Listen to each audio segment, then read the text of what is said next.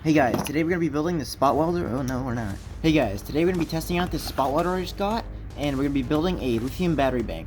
This is a rechargeable spot welder, and it's about $80. Here are the cells. There's no need to match them because I have a BMS. I'm using these individual holders to make a custom square pack. Let's install the batteries and start welding.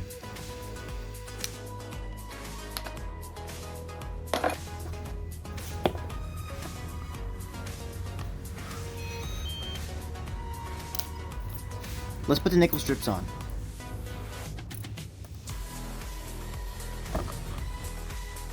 My Patreon's in the description if you guys want to help me out.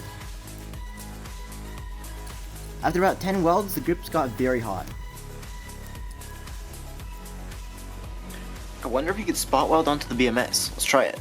This is the BMS, and it will keep the batteries at the same voltage in addition to providing overcharge and discharge protection. Okay, yeah, you can spot weld a BMS. I'm going to go ahead and weld the rest of the BMS on.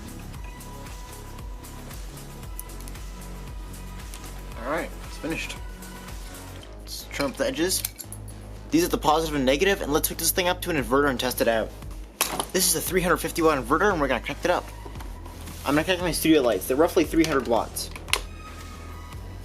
Wow, not bad. That's actually really impressive. So I've done about 770 welds on this thing so far, not including this video, and it wasn't even half charged when I got it. So I'm assuming a full charge could do almost 2,000 welds. And it has an option for USB-C charging. In the case, it comes with a charger, USB-C cord, and some 0.1 nickel. This is the SQSW2, and apparently has a 10 amp hour capacity. That's roughly 40 watt hours. There are other review videos on this, and I suggest you watch those before buying it. They show disassembly and everything you need to know about it. Anyway, thank you to Secure Solder for sending me this automatic welder. I'll be using it in quite a few videos in the future. But for now, I'll see you guys next time. I'll have the link in the description.